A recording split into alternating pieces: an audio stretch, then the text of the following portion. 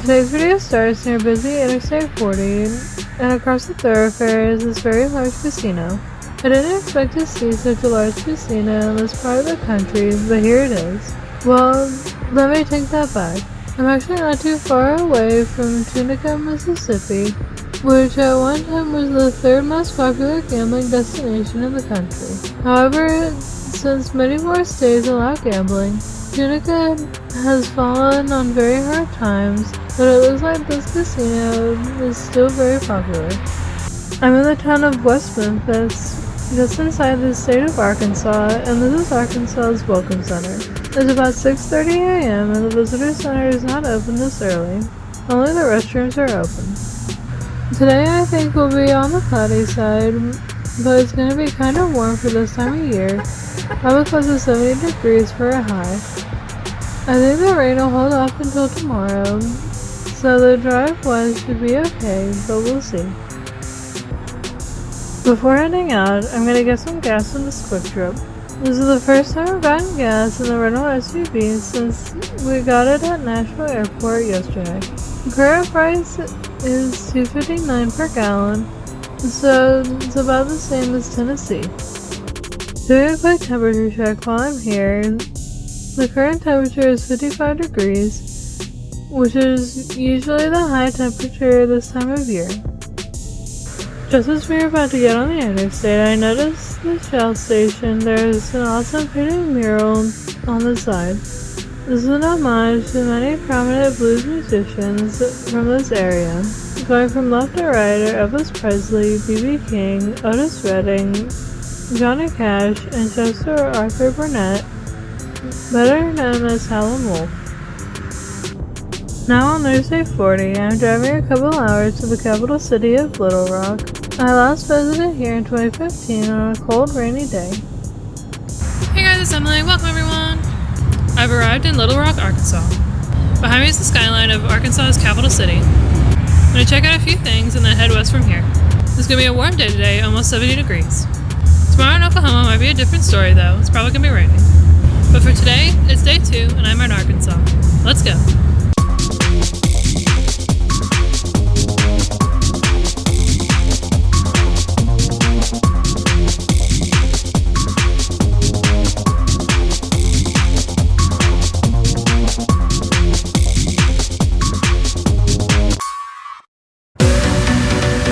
Little Rock is not only the state capital, but it's also the most populated city in Arkansas.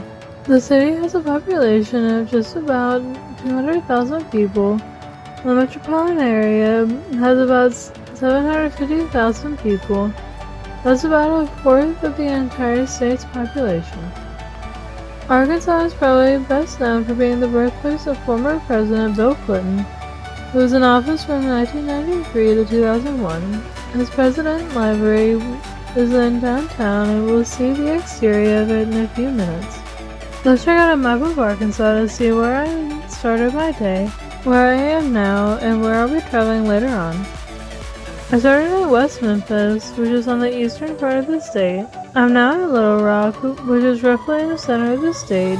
Then I'll head a little south to Hot Springs, then northwest to Mount Magazine, the state's highest point, and then end the day in Fort Smith on the west side of the state. Check out that trolley going across the bridge. It's a long walk across the Arkansas River, so the trolley making crossing the river much easier. My last visit here was in 2015, and it was a very cold and rainy day. The temperature was just 34 degrees. A family member somehow ran a half marathon in that. Then crossed this long bridge to meet us in the parking area where I am now. Amazing job by all the runners and also by everyone that supported that race. Speaking of the Clinton Presidential Library, here it is. It would be the largest presidential library in the United States if you don't count the Air Force One hangar in the Ronald Reagan Presidential Library. 30,000 people attended the dedication ceremony, which included a performance from Bono, and speeches from former presidents Jimmy Carter, George Bush the Elder, and George W. Bush. Notice the emphasis partially goes over the Arkansas River. The library also includes a restaurant called Cafe 42, multiple classrooms, and a private penthouse on the top floor. Next to the presidential library, I noticed a bunch of these spheres all over the place. All the same size, but different colors. This must be some sort of artistic display. For example, look at the green one with an opening in it. Here's another one that looks like a globe but has spikes in it. Another globe down there, but let's see the spiky one again. There's a marker down below that says this is innovative sustainability. Keeping our cities healthy and green by using renewable energy, clean technology, and encouraging others to connect in more ecological ways. They also ask that you don't touch the globes and to embrace the solutions and not the globes. This club encourages people to share their commutes so we use less natural resources. The piece is called Carpool, and notice where they have traffic jams, especially in North America. Much of the rest of the world is shown with a few cars, but where we live, lots of cars. I visited the inside of the Clinton Presidential Library back in 2015, so today I wanted to explore more of downtown Little Rock to see some new things that I didn't see when I was here 9 years ago. Let's head toward this side of the riverfront to see what I can find. It's a little early, so there's not much activity in downtown right now. But this looks like a nice area with restaurants, stores, and other places. I'm at the riverfront on the side of the Arkansas River. Over here, I'll discover how the city of Little Rock got its name. Now I'm on the other side of the river, approaching that same bridge I was just talking about. I think this used to be a bridge that vehicles drove across, but now this is just for pedestrians only. Not only that, there's a raised section so taller ships can pass under. This is where a person would need to climb steps, then go across, then take steps to a lower level to cross the rest of the bridge. There's a nice riverwalk area along the side of the Arkansas River. This small area describes the explorers that traveled to the Arkansas River and first discovered this area. The riverwalk spans 11 blocks from the Clinton Presidential Library to the Gateway Bridge. Next to this bridge is the reason Little Rock got its name, from this little rock. The marker notes that this was designated as a landmark in 1722 by French explorer Jean-Baptiste Bernard de la Harpe. This marker was added to the National Register of Historic Places in 1970. Over here is an interesting sculpture. It looks like a few men shooting a bow and arrow into the sky. I'm not sure why, so if anyone knows what this representation means, please leave me a comment. Take a look at this. This appears to be houses stacked on top of each other. I'm not sure if this is a statement on suburbanization, overcrowding, or whether all the new houses seem to look the same. Maybe something else. I'm in this area near the Walkway of Wellness, and here's a Peter Toth wooden sculpture. I've seen many Peter Toth sculptures across America, and I've seen his art gallery near Daytona Beach, Florida. All this work is amazing. In fact, I correctly guessed that this was a Peter Toth before seeing this marker. This one is called Love is Life. It was sculpted in 1975 and was restored in 2001 by the Boy Scouts. The sculpture is very large, it's 20 feet tall and made of oak. This is really neat, and now let's see what else is here. Look at this sculpture. This is a bust of Casimir Pulaski. He was from Poland and became friends with Benjamin Franklin in the 1770s. He was unable to fight for the U.S. during the American Revolution. There are a number of interesting sculptures in this urban park. I wish I had more time to explore them all. There are so many walkways, and this park goes on for several blocks. This covered area I'm about to walk through, I think is the Walkway of Wellness. This is sponsored by a health insurance company. Since this was winter, the vines surrounding this wooden structure are all brown, but from spring to fall, the vines are covered with green leaves. I noticed a number of people getting their photos just outside the walkway, as well as inside. This really is a great place to have a fun pic. Actually, I had to wait a few minutes to capture this video since there were so many people taking photos. The building at the end of this road is the State Capitol building. I mentioned the half marathon in the cold rain back in 2015. The course ran between the State Capitol building and the governor's mansion. And even in the cold rain, the governor and the first lady waved everyone running by. It was really awesome. It gave my family member a real lift to see them waving everyone running by. Today, I wanted to get a close-up photo, but there are cops nearby. So I'll park way back here and zoom in to see the Capitol building. I don't think the cops like people filming government buildings, so I'll keep my distance and just film in the car so I don't look too conspicuous. There are many vloggers watching that have had the same experience. I spent much more time in Little Rock than I thought I would.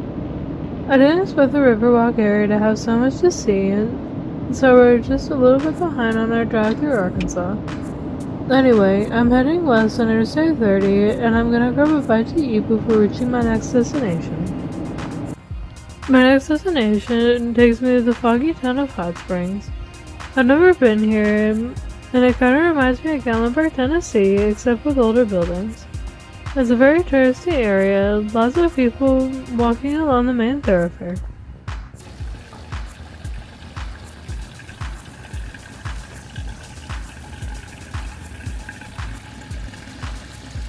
Over here, where there are a few people getting their fun pics, it looks like one of the hot springs. This water is very warm and is steaming as it makes its way into the pool of water. There are hot springs all around town, and I've seen small fountains on the way here that I noticed have steamy water. There are numerous bathhouses and spas that feature this very warm water.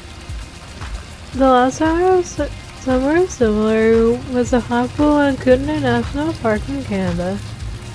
There have been people taking pictures down here as well as some platforms above.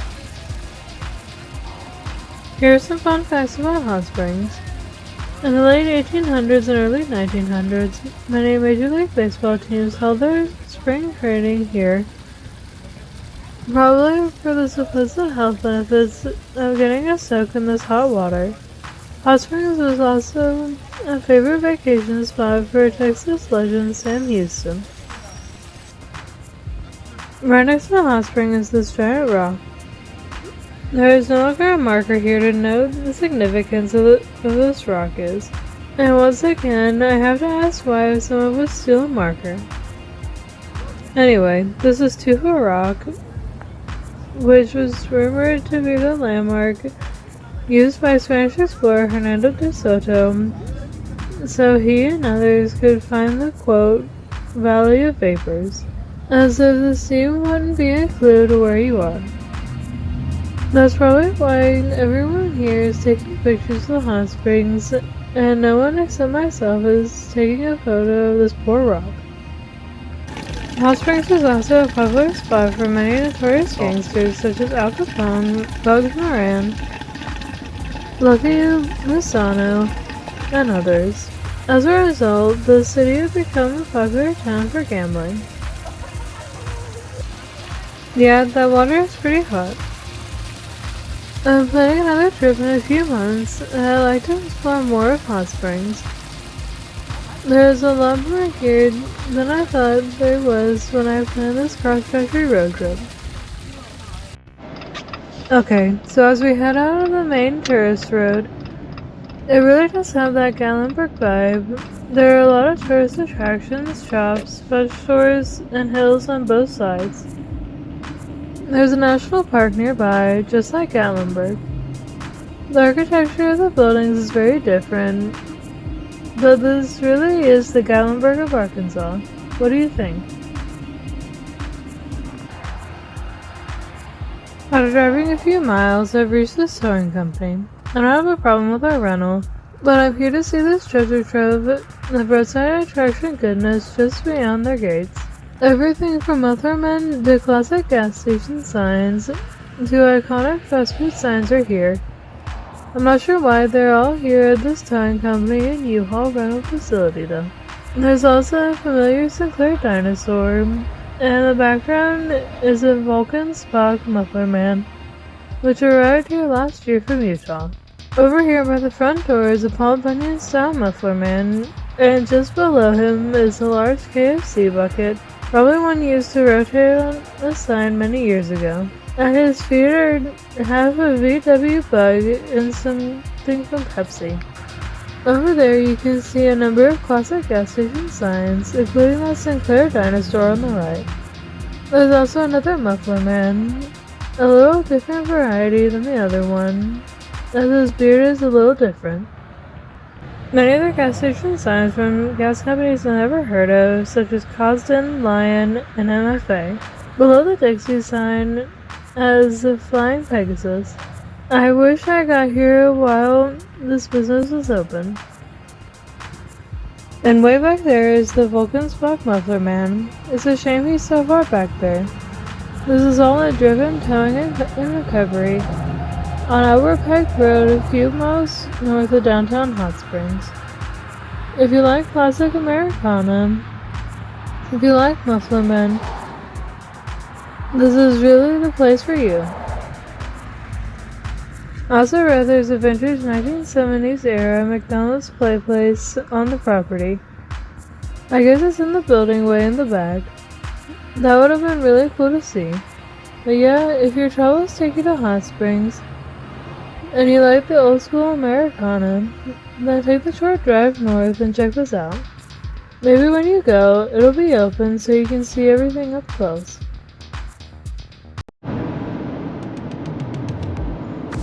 As for me, I'm continuing my journey northwest and a little upward. I'm heading to Magazine Mountain, which is the highest point in the state of Arkansas. Sometimes there's a waterfall that runs down that stack of rocks, then underneath this road and through a culvert, but up until recently we haven't gotten a lot of rain in the south, so there's almost no water at all flowing through here. I did hear some drops of water, but that's about it. Now the water eventually goes to Blue Mountain Lake, which I passed by on the way here. I'm at Mount Magazine State Park. The elevation is a little above 2,000 feet, so it's similar in elevation to where I live in the Georgia mountains. Across the street, there is an overlook of the valley down below. The clouds are broken up a little bit, so hopefully the view will be nice. Oh yeah, I'm not even at the edge and already that view looks amazing.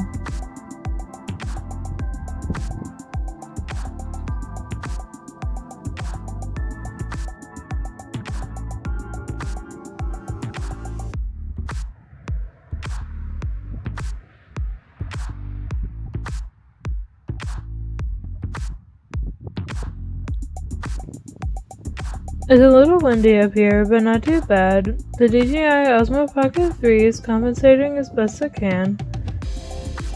I love to come back here and see this overlook on a clear day.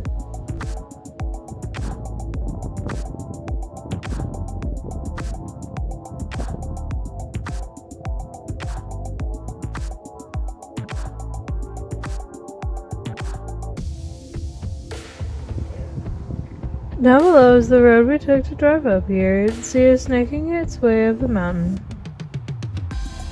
The lake in the distance is Blue Mountain Lake.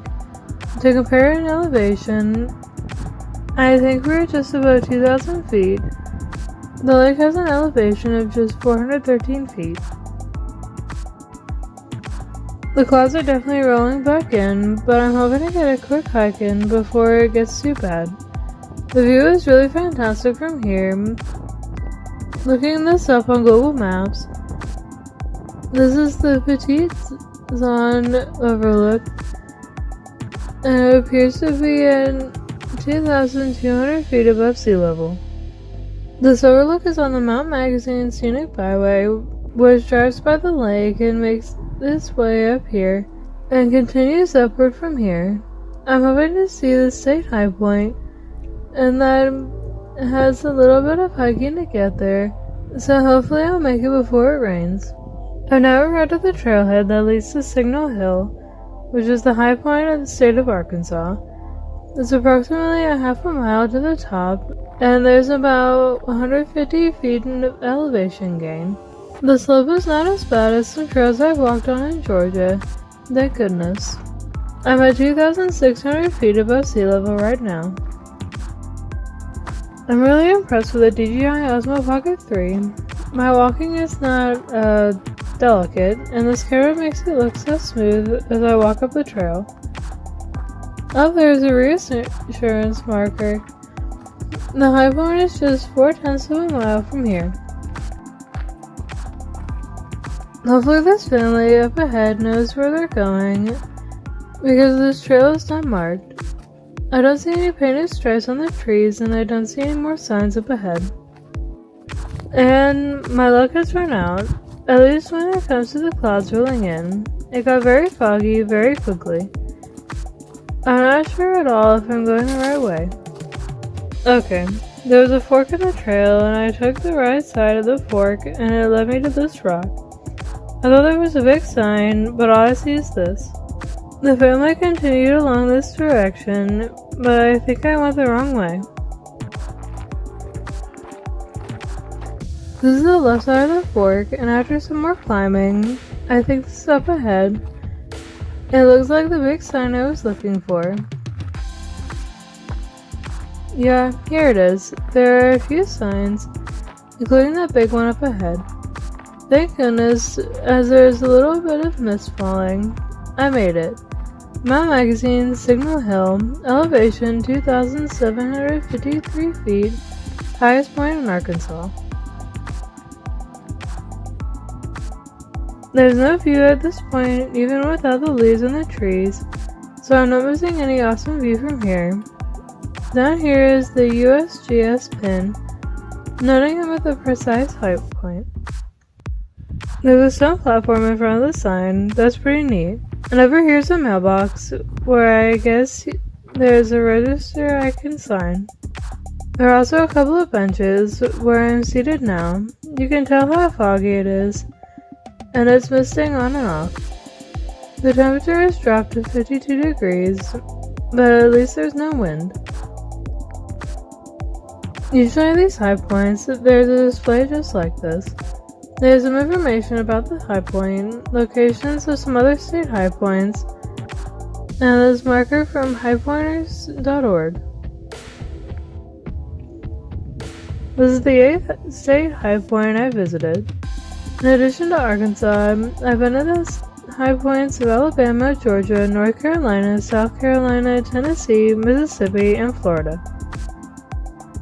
I hope that family I was following is okay. They continued on that other path, and the fog is really thick.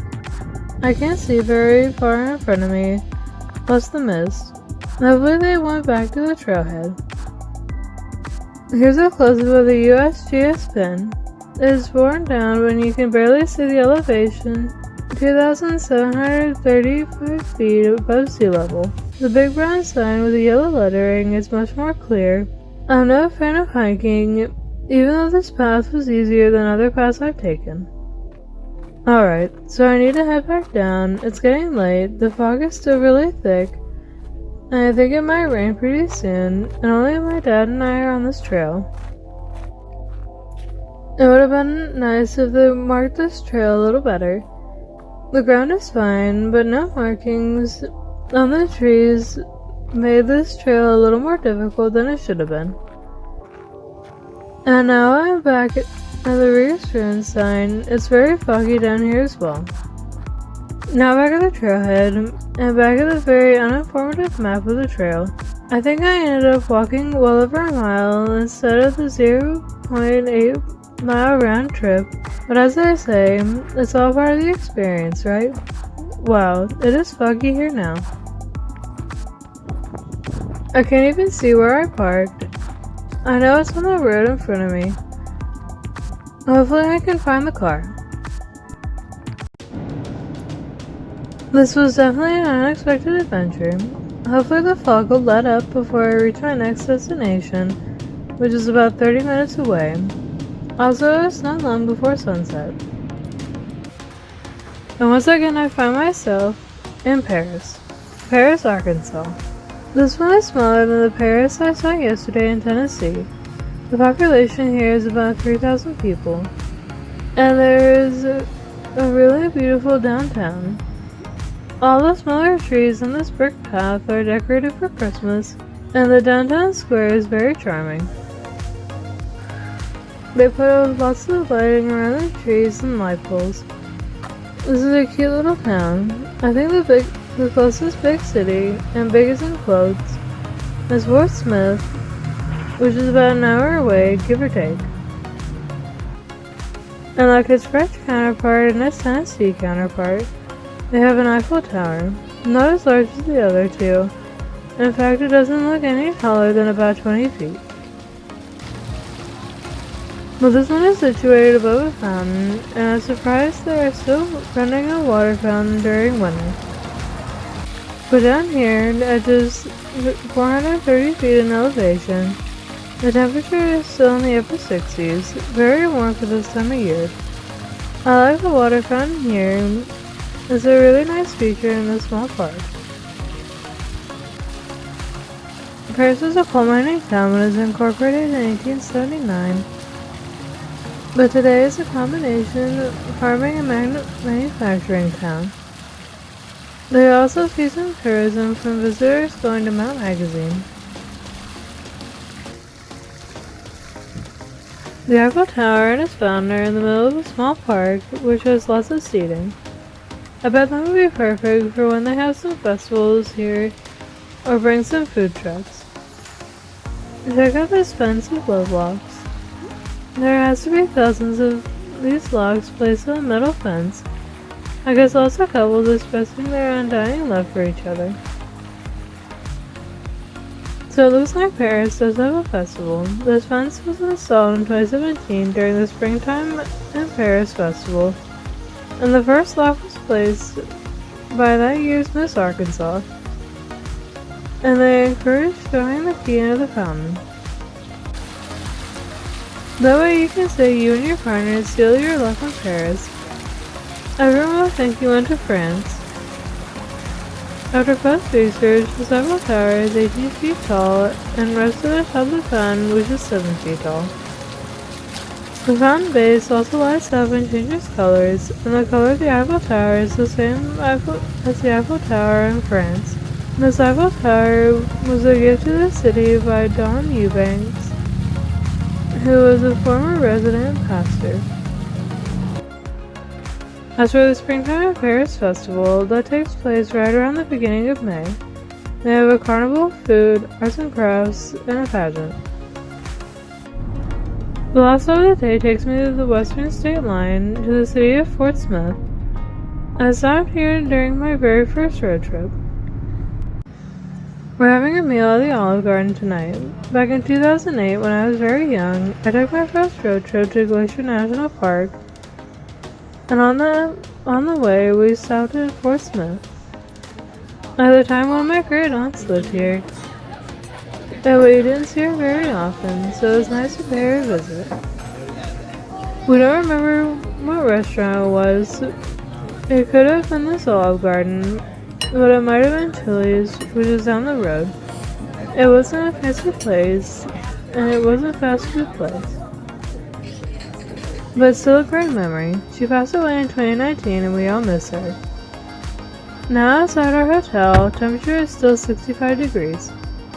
And that's it. It was a very interesting day today, especially on the mountain with all the fog. But I did reach my 8th high point in the US. It was a very warm day today. We got to a high about 70, except for on the mountain. And as you saw, it's almost 65 degrees right now, so it's 7:30. Tomorrow's going to be an interesting day in Oklahoma since it might be raining all day. But you'll see that next time. Thanks for watching. Bye!